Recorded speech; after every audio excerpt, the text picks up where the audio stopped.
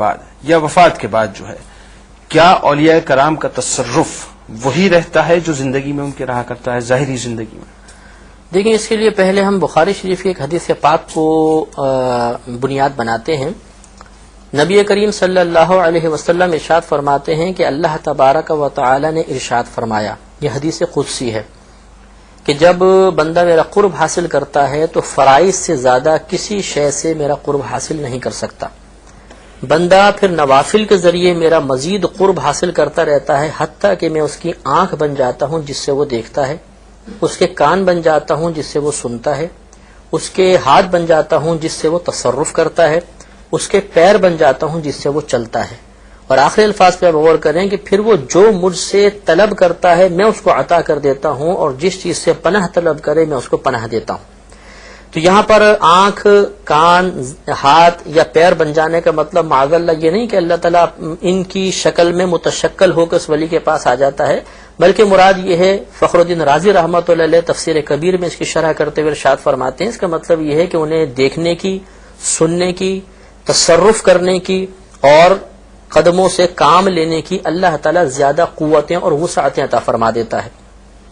عام آدمی اس دیوار کے پار نہیں دیکھ سکتا، اللہ کی عطا سے وہ ولی اگر چاہے تو پہاڑوں کے پیچھے بھی اس کی نگاہ پہنچ سکتی ہے، وہ ہزارہ میل دور کی چیزیں دیکھ سکتا ہے، دور دراز کی آوازیں سن سکتا ہے، ایک مقام پہ بیٹھے بیٹھے اپنا ہاتھ بڑھا کر چاہے تو کائنات بھر میں بھی تصرف کر سکتا ہے، یہ بھی ثابت ہے۔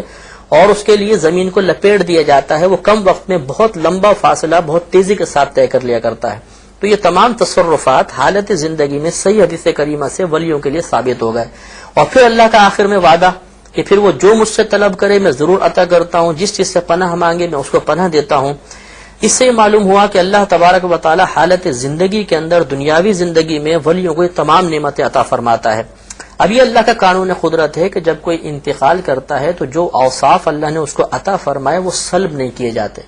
بلکہ یہ علماء کرام نے فرمایا کہ روح جب تک بدن کی قید کے اندر رہتی ہے اس کی قوتیں کم ہوتی ہیں،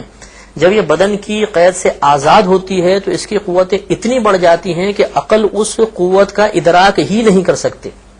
اس کی میں ادنی سی مثال آپ کو دیتا ہوں جو احادیث کریمہ سے نسبت کے اعتبار سے بڑی اعلیٰ مثال ہے،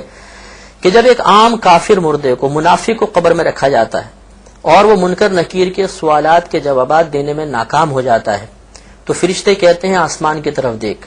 وہ نگاہ اٹھاتا ہے تو ساتوں آسمانوں کو چیرتی ہوئی اس کی نگاہ جنت تک پہنچ جاتی ہے،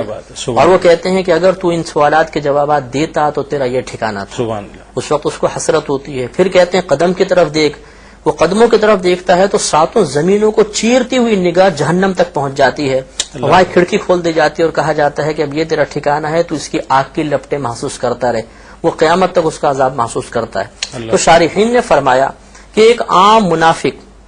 ایک عام کافر جب مرے اور اس کی روح بدن کی قید سے آزاد ہو جائے تو وسعت کا یہ عالم ہے کہ نگاہ اٹھائے تو ساتوں آسمانوں کو چیرتی ہوئی اوپر تک پہنچ جائے اور زمین کو چیرتی ہوئی نیچے تک پہنچ جائے، تو پھر ایک عام مومن کا عالم کیا ہوگا، اس کے بعد ولی کا عالم کیا ہوگا، اس کے بعد نبی کا عالم اور صحابہ کرام کا عالم کیا ہوگا، ان کی نگاہوں کی وسعت کیا ہوگی۔